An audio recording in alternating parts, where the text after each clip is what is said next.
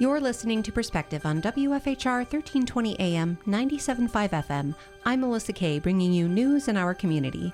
During this interview, I'm talking with Wood County Chief Deputy Quentin Ellis on July 1st, 2026. Thank you for joining me, Quentin, to bring the community an update from the Wood County Sheriff's Department. Thanks for having me. Glad to see you again. It's been a little while. It has been a few. I pinch hit for the sheriff when he's not available, and unfortunately he's out of town today, so everybody's stuck with me. So You got voluntold?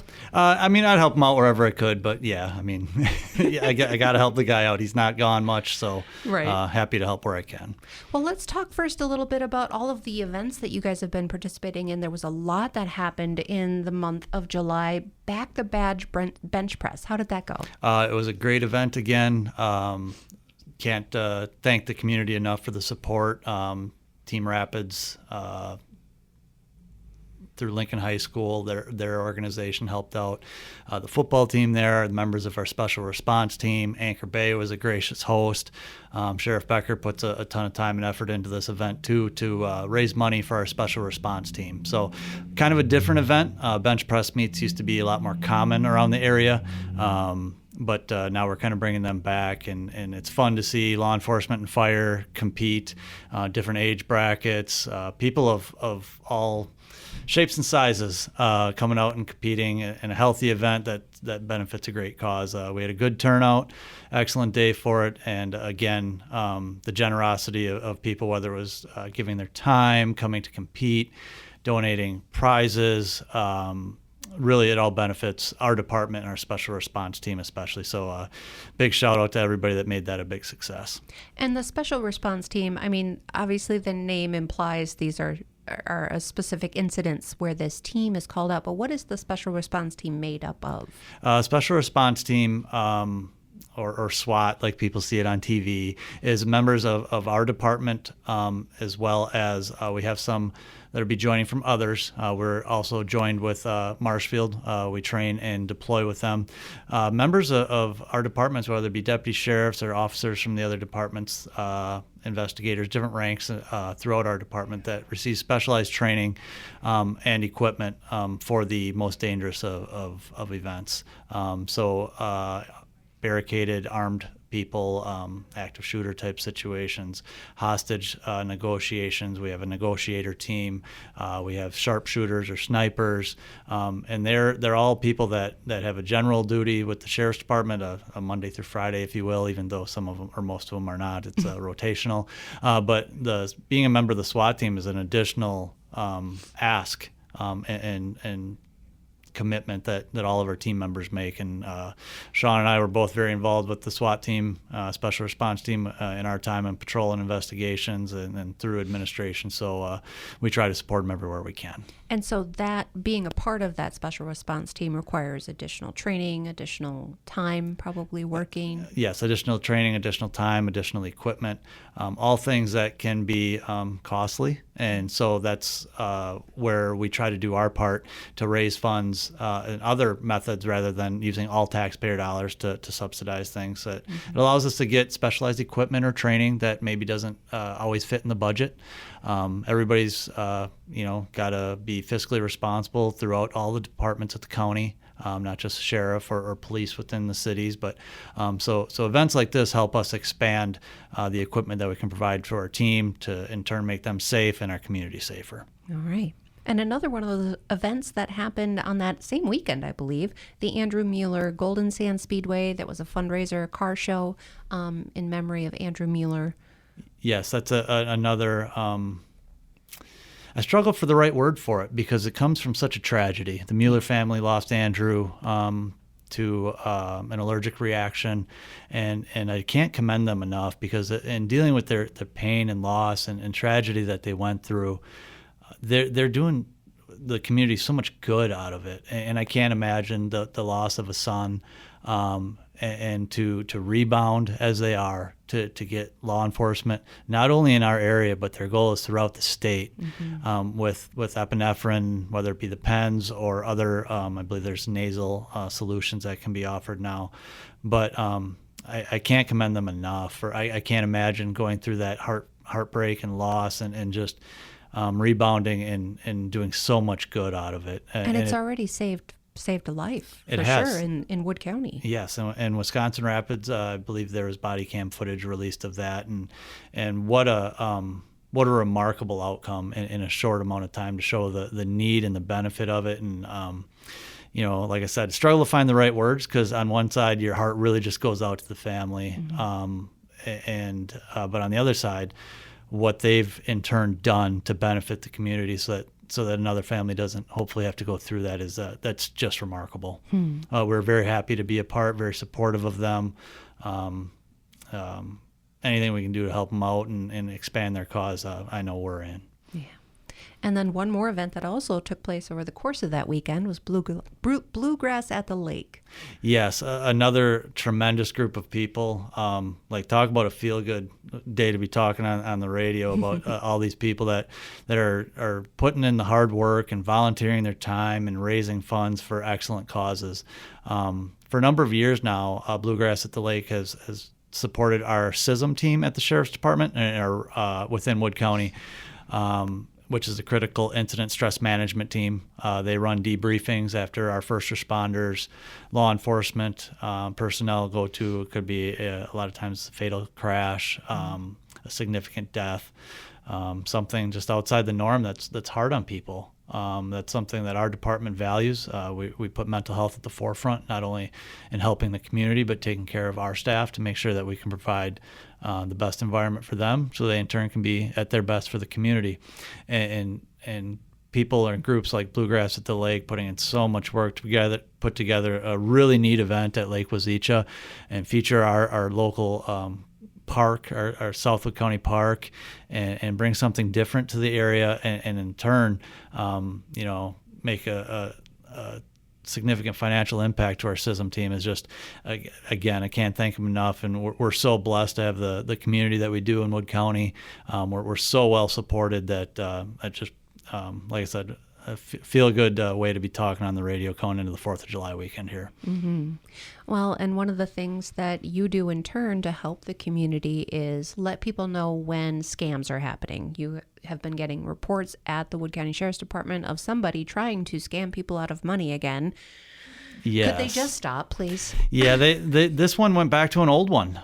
So the Sheriff's Department remains committed to doing everything we can to protect the community from these types of events. I believe that's been demonstrated through our approach to the cryptocurrency scams and the Bitcoin kiosks. Our department put a significant amount of time and effort and a more aggressive approach in investigating and trying to deter those scams to the point that legislation got passed after a few years of hard work. So that's a testament to our team and how we go about these scams. The Sergeant Davenport, like to have a word with Sergeant Davenport. We don't have a Sergeant Davenport at the Sheriff's Department, nor will we ever contact somebody. Oh, excuse me. Somebody saying that you missed jury duty and there's a warrant for your arrest and we want gift cards or credit cards or Bitcoin. That's not how government works. Government's a bit archaic. We don't deal in those types of currencies. You don't deal in gift cards? No, and unfortunately, one person fell victim and it was out probably $1,500. Ouch. Another person caught this, reported it to us, and deputy was able to assist them in getting the charges reversed, so they were made whole again. And again, that's a testament to our staff putting in the time instead of just going, yeah, you shouldn't have done that, you're out $1,000. We're not wired that way. I would encourage the community with any scam, if you have a name that you don't recognize saying they're from the Sheriff's Department, terminate contact with them. Don't text them. Don't email them. And call it a known number for the Sheriff's Department. Correct. Don't call the number back that's on your caller ID. Correct. Because these scams do get very involved. I recently had a call from our front office and said, hey, there's so-and-so here to see you. And I don't have an appointment with them. I remember that person from high school. Haven't seen them in, I'll date myself here, but 26 or so years, and more than that now. Sorry, 28. And I said, what is it about? And they said, well, you called him and said he had to pay X, Y, and Z. So somebody had used my name to try and further a scam. So some of these scammers will use names of people that are legitimately employed at the Sheriff's Department, probably through some research. Sergeant Davenport isn't one of them. Sergeant Davenport does not work at the Sheriff's Department. If you get a call from Lieutenant Sofa, they're also not right. employed. Not with us. And anybody starts asking for gift cards, you can give the Sheriff's Department a call and ask for any one of us. We will try to help you out. The big thing is we're not going to try and resolve issues of monetary stuff over the phone. We would potentially send an officer to your house if there was a warrant to discuss it, or might tell you that you have a commitment with regards to court or something that may have been missed. We're never going to ask for payment over the phone. We're never going to ask for gift cards, Bitcoin, or any other non-standard payment procedure. We're old school. We're a government. Like we take checks and cash. Right. Well, and to my understanding, a lot of times what those scammers will do is to incite fear, make you feel pressured, push you to make a decision before you can think, before you can rationally like, this isn't right. Like, I know Sheriff Ellis wouldn't, or Deputy Ellis wouldn't do this over the phone. So their effort is to do it before you can really make a solid decision. Exactly. And they'll keep barraging you with that urgency. Whether it be a loved one who's in a car crash or is in jail and you need to give money to get them out right now. They will try and pull at your heartstrings, sense of urgency. And those are all red flags that just slow down. Don't give them any money. And don't hesitate to hang up. Right. Because that's easy. Hang up the phone, look up the actual number. If you still have a Solaris phone book in your house. Do people have those? I don't know. We have one here at the station. All right. They exist. Otherwise, look it up through known government websites. Right. Go to the Wood County Sheriff's Department's Facebook or website through the county. Look up the numbers. Call them directly. And if it was us and you hang up on us, we'll call you back. Good to know. Yeah. Well, let's take a pause here for a short moment to hear from our sponsors. I'm Melissa Kay, talking with Wood County Chief Deputy Quentin Ellis, and you're listening to Perspective on 1320 AM, 97.5 FM, WFHR.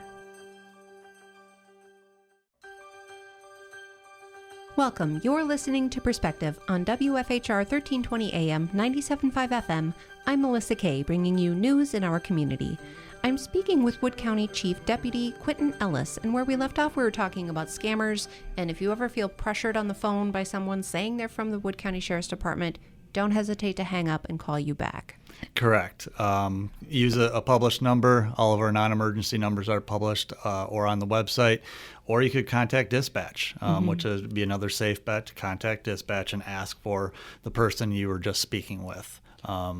And I can speak from personal experience of talking with dispatch. They're very helpful, very friendly, very, very helpful to get you to where you need to go. So don't hesitate. Absolutely. The worst thing you're out is a phone call, right? Maybe a little embarrassment. That's nothing compared to thousands of dollars that these scammers. We were talking during the break that they could fail 99 times out of 100, but the one time they make it worth their while, they're going to keep going. It's not worth it. Anything that we're asking for can be dealt with in time. And verified. Yep. Slow down. Give us a call. If you're still apprehensive, we'll send somebody to the house if it's legitimately us. We'll have several options for you to take care of a problem, not just pay us a gift card with a code over the phone. Yeah. But it's very worth mentioning because these things keep happening, and the scammers, they're never going to stop trying. Right. And if they find a target audience, they're going to try and exploit that. A lot of times it's elderly people. They're playing on the emotions. So, as I get up there in age, my kids might have to worry about me about this, I guess, but keep an eye on our vulnerable population. If you have family members that you feel might fall victim to it, give them a reminder of what to do. And it doesn't need to be a shame or feeling guilty about not knowing. So there's so much we don't know. Right. And if you do happen to fall victim to this, remember, you're not the only one either. Don't feel ashamed to report it. We don't know it if you don't report it. Right. And we will do everything we can to make you whole again on these. Some can be more challenging or less avenues for us, but that doesn't mean that we won't look into them. Good. Well, let's talk about some of the other things that are going on in the department. You recently had several people attend a Mid-State Technical College leadership development training. Let's talk about that a little bit. Yes. So Sheriff Becker and our team, we really value leadership and leadership development at the department. That's one area that isn't always looked at, where we give people hard skills, how to shoot better, how to drive faster, safer, all the physical skills. But we'd noticed, historically in law enforcement, a lot of times you'd get a promotion or a new spot and you're supposed to lead people. But there wasn't a lot of training provided for those types of things historically. So we're really looking at trying to change that culture within the department to develop leaders that don't need a title to lead. Mm-hmm. But our partnership with Mid-State Technical College has just been phenomenal. We send people there for training when we can. And Ted Melby, we have to give him a shout out. He developed this curriculum for our department after sitting down and talking with Sheriff Becker. And I was in some of those meetings at times too, to see what do we need? What's our department about, and what do we need?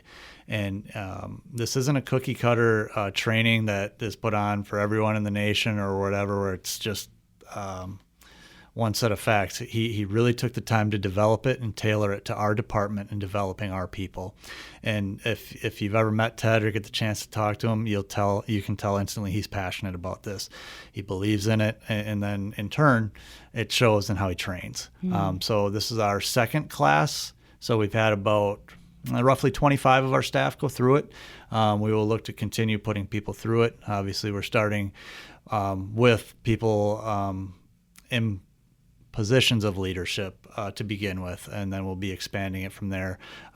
Can't compliment the people enough going through it, because some are voluntold, but they're all making the most of it, taking something away from it, and it would be hard not to. You would have to try not to if you're in the room with Ted Melby for a bit.